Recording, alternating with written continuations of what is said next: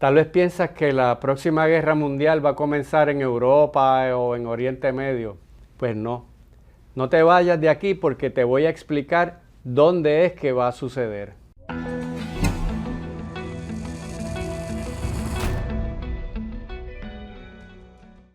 Muchas personas piensan que la Tercera Guerra Mundial podría comenzar en Ucrania, en Europa o en Oriente Medio por el conflicto entre Israel e Irán, inclusive hasta Venezuela. Pues se equivocan. Te voy a explicar dónde es que podría explotar la próxima guerra mundial. Y es en Asia, en la zona del Pacífico, específicamente en el mar del sur de China. Y es que la pregunta no es si va a haber una próxima guerra mundial. La pregunta es ¿cuándo? No hay más que ver la historia de la humanidad para entender que las potencias, cuando tienen fuerza militar, cuando tienen intereses económicos, políticos, estratégicos, eventualmente los resuelven con una guerra. No es que yo quiera que suceda, pero así ha sido la historia de la humanidad de los últimos 1000 años. 9 de cada 10 años ha habido una guerra grande. Esa es la historia. Pero ¿por qué el mar del sur de China? Eso es un territorio, un espacio marítimo gigantesco. Eso es más grande que el mar Mediterráneo.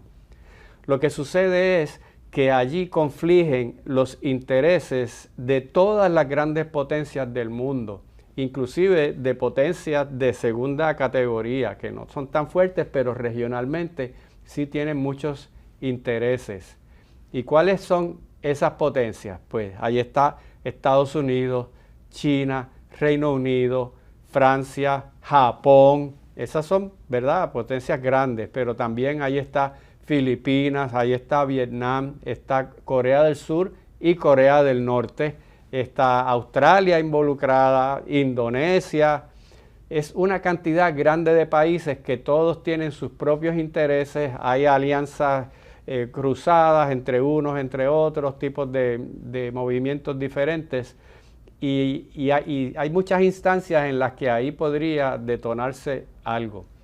Pero la razón principal ahora mismo por la cual eso se está convirtiendo en un espacio de muchos conflictos es por la expansión marítima de China. China se ha convertido, como tú sabes, en una gran potencia económica, pero está también haciendo una movida hacia flexionar su mollero político y militar. Está invirtiendo una cantidad enorme de su Producto Interno Bruto en las Fuerzas Armadas, particularmente en su armada. Ahora mismo China tiene más barcos de guerra que Estados Unidos. Claro, no tiene la misma potencia militar porque Estados Unidos tiene más portaaviones y tiene más tecnología, pero está moviéndose en esa dirección. Y la primera razón por la cual China quiere expandirse y aumentar su influencia es para evitar que le suceda lo que ellos llaman el siglo de humillación. Desde más o menos 1839 hasta la Segunda Guerra Mundial, que terminó en el 1945, China fue constantemente humillada por los imperios europeos, por Japón, por Estados Unidos.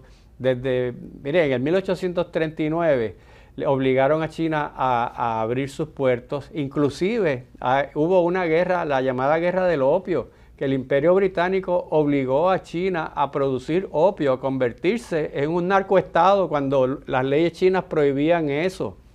Luego Japón la invadió antes de la Segunda Guerra Mundial, hizo barbaridades allí. Así que inclusive los británicos tenían Hong Kong, tenían pedazos, ¿verdad?, que eran de su territorio, que eran colonias de potencias europeas. Así que ellos no se olvidan de eso. Los chinos hablan mucho de eso, los líderes chinos hablan mucho de que ellos no van a permitir que jamás en la vida eso les vuelva a suceder, ese siglo de humillación de lo que ellos hablan.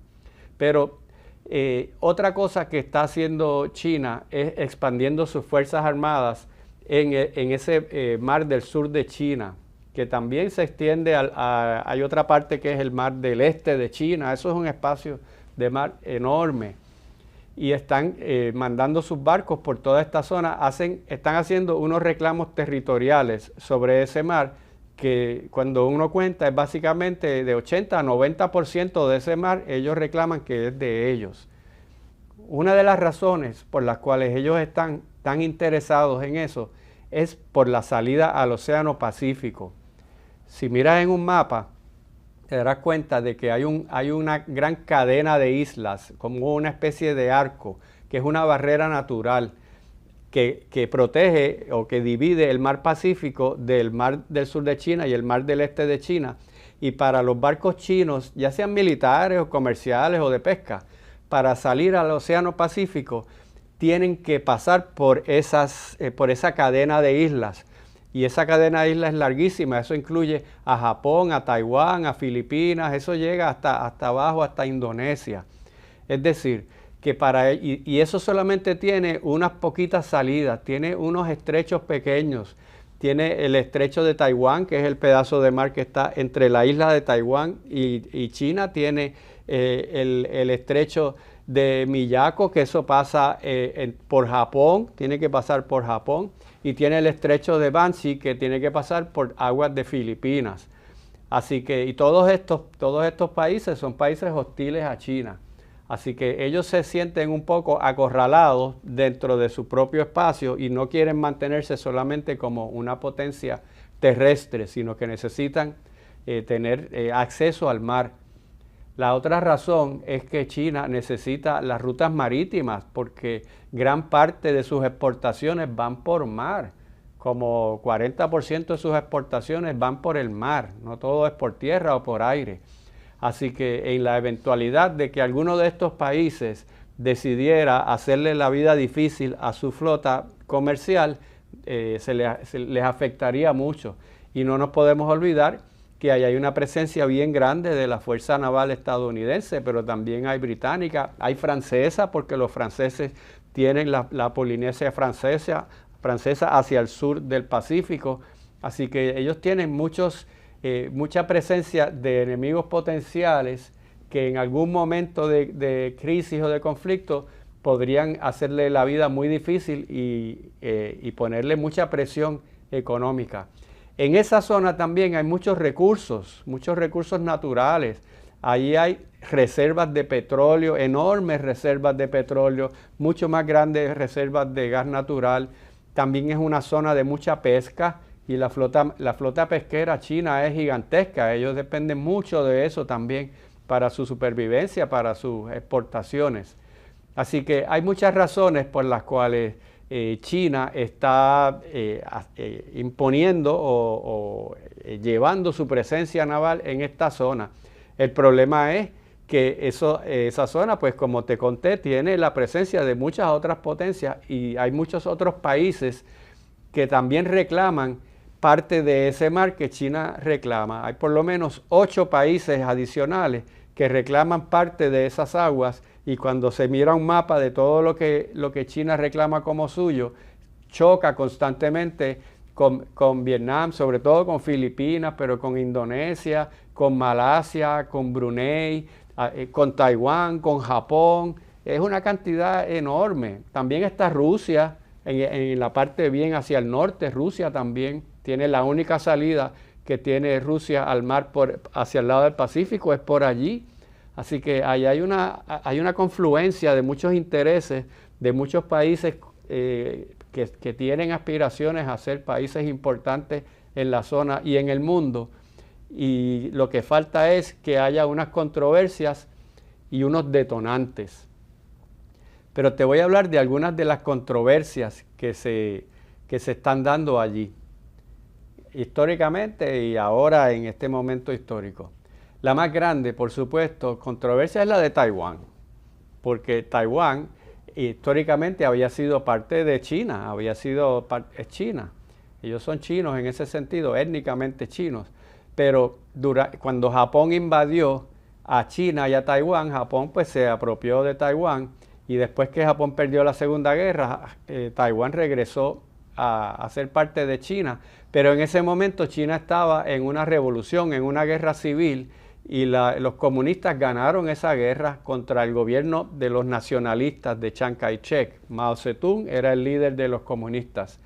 Y los nacionalistas de Chiang Kai-shek no fueron apresados ni ejecutados, sino que ellos huyeron con gran parte de su ejército y de sus barcos y aviones.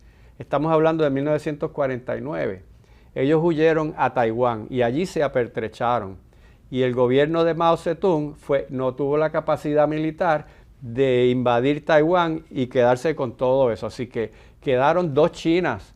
Quedó Taiwán como la República de China y quedó lo que conocemos como China, que es la República Popular de China.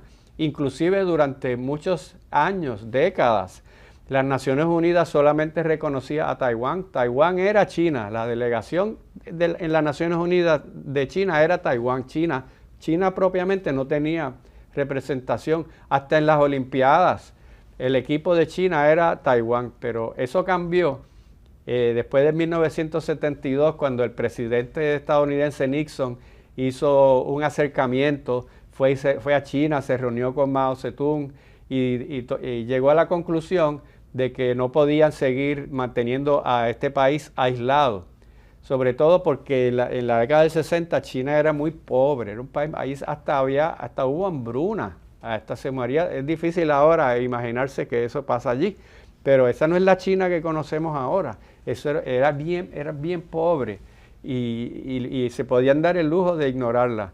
Pero ya para la década del 70 se dieron cuenta de que eso no iba a funcionar, de que ese país era muy poderoso y que no podían mantener esa relación de aislamiento hacia ese país que realmente era una potencia. Aunque, fíjate, China sí tenía en las Naciones Unidas una silla en el Consejo de Seguridad. Allí había una contradicción muy grande. Por un lado la reconocían, por otro lado la ignoraban.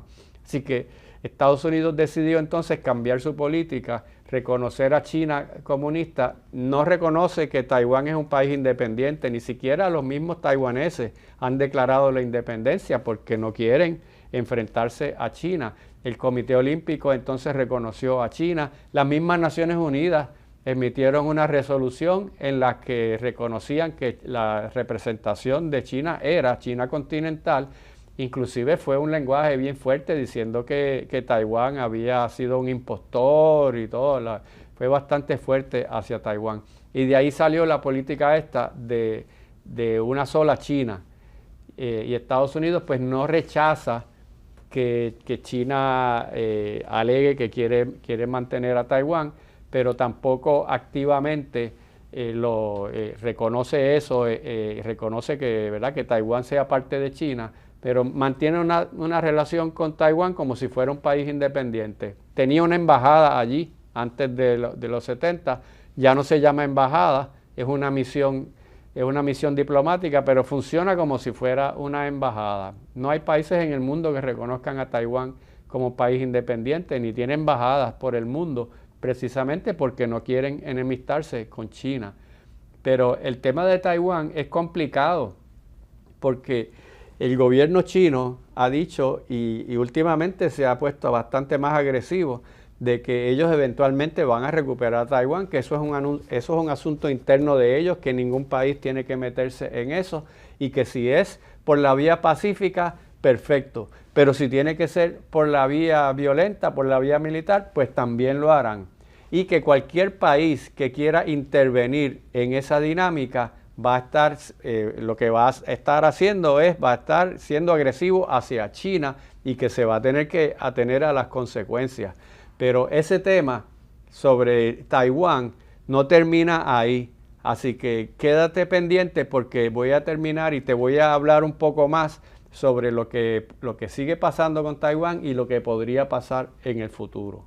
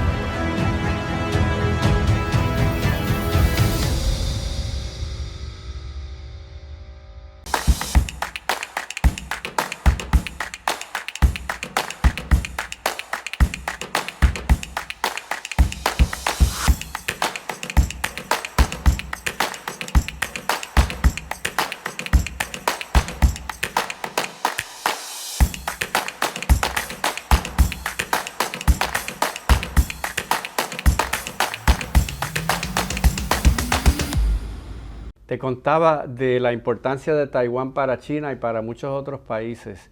Y es que China considera a Taiwán parte de su territorio nacional. Así que mientras Taiwán no esté dentro del control del gobierno chino, igual que como pasaba con Hong Kong, que ellos reclamaban que eso tenía que regresar a donde ellos. Claro, los habitantes de Taiwán no quieren eso. Ellos no quieren regresar a ser parte de China porque ya ellos tienen un sistema político bien diferente y otro estilo de vida. Pero para China para ellos eso es fundamental. Eso es parte de su territorio y es un asunto nacional interno que ningún otro país se debería meter. La realidad no es esa, ¿verdad? Pero así es como ellos lo presentan. Hay otra cosa que hace a Taiwán bien importante y es que es donde se manufacturan los microchips, los más importantes del mundo. Lo más probable es que el aparato electrónico en el que estás viendo este programa ahora mismo tenga un chip hecho en Taiwán. Sobre todo los más avanzados tienen 90% del control de ese mercado en el mundo entero. Así que para China sería extraordinario poder tener eso dentro de su control. Y una de las cosas que China ha amenazado con hacer es con bloquearle la salida al mar a Taiwán, es decir, pues colocar su flota marítima alrededor. Taiwán es una isla, colocarle la flota alrededor y bloquearle los accesos. Y de hecho pasa a cada rato, pasan buques de guerra chinos por la zona y hacen maniobras militares y todo eso, pero nunca le han hecho un bloqueo. Y hacerle un bloqueo a Taiwán representaría entonces meterse en un problema serio, primero con Filipinas, porque la parte sur de Taiwán colinda, hay un estrecho de mar, el estrecho Bashi, que es una salida al mar, como te contaba, de China, y ahí, eso queda bien al norte de Filipinas, y ahí Estados Unidos y Filipinas hacen muchas maniobras militares, un poco como simulando si tuvieran que enfrentarse a otra potencia naval en la zona. Por supuesto, están pensando en China. Y esa parte, si China decidiera bloquear a Taiwán, tendría que colocar su flota naval en esa zona, y esa zona la controla Estados Unidos junto a Filipinas. Y ellos tienen un tratado militar que no es tan fuerte como lo de la OTAN, pero si China tuviera algún enfrentamiento con Filipinas, eso es lo más probable que automáticamente insertaría a Estados Unidos en eso. Estados Unidos adquirió a Filipinas en la guerra hispanoamericana y no fue por casualidad, la guerra era acá en el Caribe. Ellos se metieron allá porque ellos querían controlar ese territorio, que son miles de islas. Eso es un territorio bien extenso y estratégicamente muy importante en su localización. Pero el bloqueo de Taiwán también tendría problemas por la parte del norte, que da hacia Japón. Allí está el estrecho de Miyako, que es el otro estrecho de mar por donde tiene que pasar la flota china para llegar al Pacífico. Y Japón no se va a quedar de los brazos cruzados si China bloquea ese pedazo de mar. De hecho, hay una crisis diplomática ahora mismo entre Japón y China, porque la primera ministra de Japón hizo unas declaraciones de que si China se metía en Taiwán, eso iba a ser como una declaración de guerra contra Japón, que sus intereses vitales estaban también en Taiwán. El presidente chino entonces exigió una disculpa y inclusive él iba a haber una visita a Japón y eso se canceló. China le prohibió a sus turistas ir a Japón. Ahí están ahora en una situación bien delicada, porque para China que Japón diga eso es como decirle, me estoy metiendo dentro de tu propio territorio nacional. Y no te olvides de que China tiene una espinita con Japón, porque durante la Segunda Guerra Mundial los japoneses se metieron allí, invadieron e hicieron barbaridades, los humillaron. Y ellos no se olvidan de eso y si pueden en algún momento se van a desquitar. Así que ese posible bloqueo naval que sería, digamos, sería un paso menos drástico que una invasión, que eso podrían en principio hacerlo, eso los llevaría a enfrentarse directamente con Japón por el norte y con Estados Unidos por el sur, por la vía de Filipinas. Pero además de Taiwán, que es una isla bastante grande, hay una cantidad de islas en toda esa zona. Allá hay decenas de miles de islas en esa zona del Pacífico. Y hay unas islas que están en controversia entre, no solo China, entre diferentes países. En el norte están las islas Senkaku. Digo en el norte, hacia el norte de Taiwán. Están una cadena de islas que se conocen como Senkaku. Bueno, China les tiene otro nombre, Corea del Sur les tiene otro nombre, pero en general le llamamos así. Y esas son unas islas que las reclama Japón, las reclama China y las reclama Corea del Sur y Corea del Norte. Ahora mismo están en control de Japón, pero para todos esas islas son importantes y no son importantes porque son unas islas pequeñas, pero son importantes porque le dan acceso a reclamar un pedazo de mar. Cuando usted tiene un territorio, el derecho internacional indica que usted puede reclamar 12 millas de extensión como sus aguas territoriales. Y óyete esto, 200 millas de aguas en las que tú puedes explotar los recursos económicos. Por eso es que China reclama toda esa cantidad grande de mar, porque reclama tantos pedazos, tantas islas alrededor del mar, y cada una tiene todas esas millas alrededor. Cuando vienes a sumarlas y a juntarlas, por eso es que puede tener ese reclamo tan grande. Así que las islas Senkaku son unas islas que están en controversia constantemente. Eso no se ha resuelto. Hay otras islas que son las Spratly. Esas están hacia el sur. Esas están hacia el sur de Filipinas. Y esas las reclama Vietnam, las reclama China, sobre todo algunas de ellas. Y esas también, ahí ya metimos a Vietnam en el tema. Inclusive hay que meter ahí a Indonesia, Malasia, Brunei, porque es que todos ellos tienen algún tipo de reclamo sobre la zona. Y en esas islas ya, entonces, China ha tenido controversia y ha tenido hasta unos enfrentamientos que ya mismo te voy a contar sobre algunas de las cosas que han sucedido allí. Pero ahí está también en la reclamación con Vietnam, que no es aunque es un país comunista, igual que China, pero no son amigos para nada. Interesante, ¿verdad? Tienen el mismo sistema político, pero no se llevan, tienen una rivalidad grande. Y con Vietnam también están las islas Paracel, que también pasa exactamente lo mismo. Están las islas Dok Do, están las islas Kuriles, y esas son importantes porque esas están al norte de Japón y ya esas involucran a Rusia. Esa es una reclamación que tiene Japón y Rusia sobre una cantidad de islas también hacia el norte de Japón en aquella zona. Así que como puedes ver, hay muchos países aquí involucrados y todos tienen sus reclamos y todos dicen que eso es de ellos y que no lo van a negociar. Así que todo eso es importante para verlo aquí. Otro elemento importante aquí de controversia son las islas artificiales que han creado tanto China como Vietnam. Vietnam también lo está haciendo. O sea, realmente son unos bancos de arena.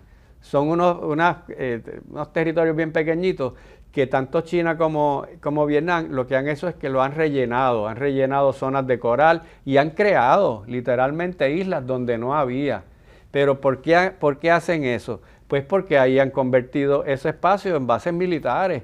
China ha construido islas sobre el mar donde ha puesto pistas de aterrizaje, ha creado puertos, ha puesto sistemas antimisiles, ha puesto hangares, almacenes, y eso pues le da una presencia militar bastante lejos de su territorio continental.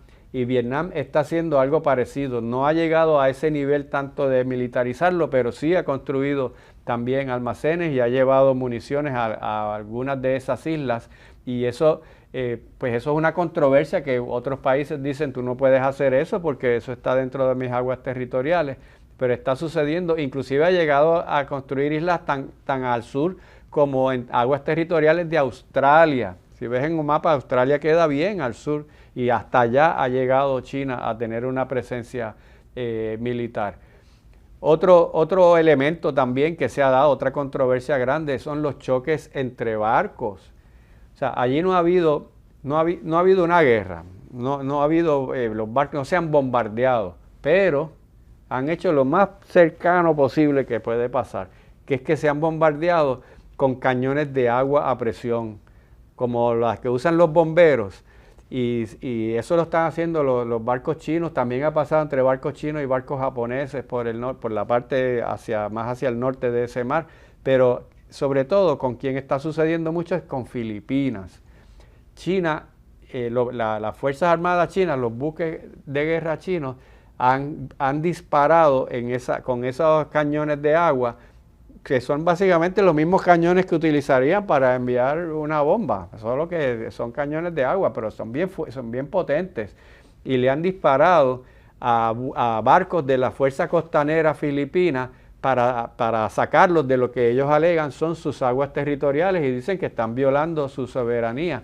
Inclusive en una ocasión un barco chino llegó a embestir uno de los barcos de la Guardia Costanera filipina, o sea, hasta físicamente llegaron a chocar, no se hundieron, pero llegaron a tener, ¿verdad? Eso es bien peligroso, así que eso se está dando allí y esos son enfrentamientos directos, eso no es ya retórica de hablar, eso ya, ahí hay una acción, y aunque no es una bomba, pero es una agresión, ¿verdad? Es una cosa bastante fuerte. En la zona también se está dando una militarización bien grande, hay una carrera armamentista. Bueno, eso está pasando en el mundo entero, pero hay unos países ahí que están aumentando su poderío militar, que eso es bien peligroso. Japón, que después de la Segunda Guerra Mundial, en su constitución, que se la redactó Estados Unidos, en su constitución le prohibieron crear un ejército que pudiera atacar a otro país. Pues porque Japón había atacado a medio mundo en el Pacífico antes y durante la Segunda Guerra Mundial. Y dentro de esa humillación de haber perdido, está en la Constitución, eso está todavía allí. Lo que pasa es que siempre hay una salida. Hay otra cláusula en la Constitución que dice que sí pueden crear una fuerza para defenderse, por si acaso alguien los ataca, pero que eso debe ser mínimo. Y utilizando esa válvula de escape, Japón está desarrollando unas fuerzas armadas que realmente no son para defenderse en caso de que lo ataquen, sino que está dedicándole mucho dinero, mucho capital del presupuesto a crear una fuerza naval que ya no es solamente para defenderse, sino que es para poder expandirse. Inclusive han llegado a hablar de desarrollar una bomba atómica, y ellos definitivamente tienen el conocimiento y la tecnología. Si lo quisieran hacer y tienen el dinero, lo podrían hacer. Y no se olviden de la historial que ha tenido Japón en la historia pasada, así que eso es muy peligroso. Y sobre todo que también hay gente alegando, presionando para que se elimine eso de la Constitución y se quiten esa camisa de fuerza, y el gobierno que tienen ahora de la primera ministra es un gobierno bien conservador y es un gobierno nacionalista que está moviéndose en esa dirección. También están las Corea del Norte, Corea del Sur, ese conflicto no ha terminado, ahí siempre puede haber algún tipo de controversia. Pero esas son las controversias generales. ¿Cuáles pueden ser algunos de los detonantes? Cosas que expliquen. Porque, mira, te voy a explicar una cosa.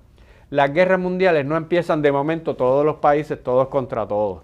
Eso empieza con un conflicto pequeñito que va escalando. Un conflicto que de momento se convierte, cuando vienes a darte cuenta, está todo el mundo metido allí. ¿Y cuáles pueden ser algunos de esos conflictos? Bueno, te dije que los barcos chinos y los filipinos estaban teniendo estos encontronazos. Pues el presidente de Filipinas dijo que si en uno de esos encontronazos muriese un solo soldado filipino, eso sería un acto de guerra y eso sería como una declaración de guerra hacia Filipinas. Y si Filipinas y China se enfrascan en un conflicto, eso va a involucrar entonces a Estados Unidos, y si eso pasa, podría involucrar a Corea del Sur y a Japón, y cuando vienes a ver, se está metiendo una gran cantidad de países. Así es como comenzó la Primera Guerra Mundial, con un disparo que le hicieron a un heredero un trono de un imperio en decadencia por un país pequeño que nadie ni siquiera sabía casi ni que existía, y de momento se encontraron todos contra todos. Así es como comienzan estas cosas, y podría suceder con algún acto imprudente de algunos de los capitanes o de alguna de estas cosas, y eso es un ejemplo de cómo podría suceder. Podría también Corea del Norte y Corea del Sur terminar en algún tipo de enfrentamiento en esa frontera que está siempre en tensión y eso escalar a otros niveles, porque es que allí hay alianzas militares de todo tipo. Inclusive India y China tienen esta riña territorial. Claro, eso es frontera por la parte de tierra, por el Himalaya, pero India está desarrollando una flota naval bien grande y cada 40 días saca un barco de guerra nuevo. Ellos, el primer ministro chino, indio, ha decidido que quieren convertirse también en una fuerza naval importante. Eso es en el Océano Índico, pero eso llega eventualmente a la parte del mar de China. Así que pues, hay muchas maneras en lo que esto podría pasar. No es que va a pasar mañana, no es para alarmarte, pero sí para que estés pendiente. Y me preguntarás, ¿y eso qué tiene que ver conmigo? ¿Cómo me afecta eso? ¿Que cómo te afecta?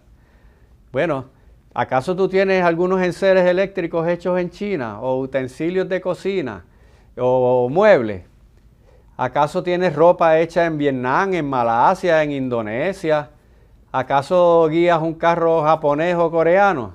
Pues claro que nos afecta. Si nosotros tenemos un comercio gigantesco con todos esos países de esa zona, inclusive te comentaba los chips que tienes en tu aparato electrónico. Así que hoy día no se puede decir que lo que pasa en una parte del mundo está aislado allá y no tiene nada que ver contigo.